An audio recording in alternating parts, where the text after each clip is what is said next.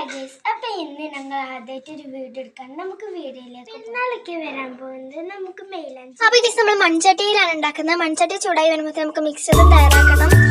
പഞ്ചസാര, ജീരകം, ചായപ്പൊടി എന്നിവ ചേർത്താണ് നമ്മൾ മിക്സറും തയ്യാറാക്കുന്നത്. അപ്പൊ നമുക്ക് മൺചട്ടി ചൂടായി വരണം. ചൂടായി വരുമ്പോൾ ഈ മിക്സറും 4 ഭാഗത്തും കൂടെ ആവുന്ന രീതിയിലാണ് വിതറേണ്ടത്.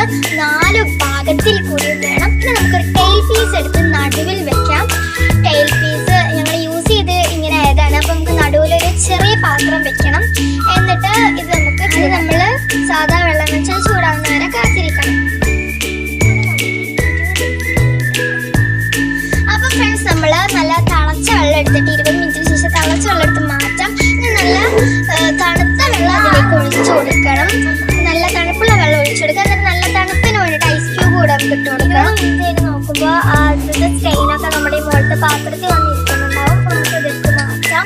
ഇനി നമുക്ക് സ്റ്റെയിന് ചൂടാറിയ ശേഷം അതിലേക്ക് ആവശ്യമായ മൈദ ചേർത്ത് കൊടുക്കാം. മൈദയുടെ അളവ് എന്ന് പറഞ്ഞാൽ അതൊരു തിക്ക് മിക്സ്ചർ ആവുന്നത് വരെ നമുക്ക് കൊടുക്കാം. അത്യാവശ്യം നമ്മുടെ കയ്യിലിടുമ്പോൾ ഇതിൻ്റെ ഒരു മിക്സ്ചർ ആവുന്നത് നമുക്ക് മൈദ കൊടുക്കാം. നമുക്ക് നല്ലപോലെ മിക്സ് ചെയ്യണം. നല്ലപോലെ മിക്സ് ചെയ്യുമ്പോൾ ഈ ഒരു മിക്സ്ചർ കിട്ടും. ഇത് നമ്മൾ 2 ദിവസമൊക്കെ യൂസ് ചെയ്യുമ്പോൾ ഇതുപോലത്തെ റിസൾട്ട് കിട്ടും. 2 ദിവസമായിട്ടുള്ള റിസൾട്ട്